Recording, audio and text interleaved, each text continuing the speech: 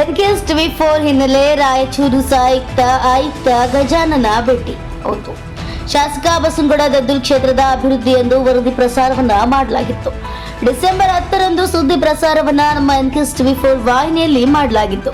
ಮಾನ್ವಿ ತಾಲೂಕಿನ ಹರನಹಳ್ಳಿ ಗ್ರಾಮದ ದುಸ್ಥಿತಿ ರಸ್ತೆ ನಿರ್ಮಿಸುವಂತೆ ಪಂಚಾಯಿತಿ ಅಧಿಕಾರಿಗಳಿಗೆ ಸೂಚನೆಯನ್ನ ನೀಡಲಾಗಿತ್ತು. ಹಾಗೆ ರಾಯಚೂರು ಗ್ರಾಮೀಣ ಕ್ಷೇತ್ರದ ಶಾಸಕ ಬಸನಗೌಡ ದದ್ದಲ್ ಅವರ ಅಭಿವೃದ್ಧಿ ನೋಡಿ ಎಂದು ಡಿಸೆಂಬರ್ 10ರಂದು ನಮ್ಮ ಎನ್ಕೆಎಸ್ ಟಿವಿ4 ವಾಹಿನಿಯಲ್ಲಿ ಸುದ್ದಿ ಪ್ರಸಾರ ಮಾಡಿದ ಹಿನ್ನೆಲೆಯಲ್ಲಿ ರಾಯಚೂರು ಸಹಾಯಕ ಆಯುಕ್ತ ಗಜಾನನ ಹರನಹಳ್ಳಿ ಗ್ರಾಮಕ್ಕೆ ಭೇಟಿ ನೀಡಿ ಕಾಮಗಾರಿ ಮಾಡುವಂತೆ ಪಂಚಾಯಿತಿ ಅಧಿಕಾರಿಗಳಿಗೆ ಸೂಚನೆಯನ್ನ ನೀಡಿದರು.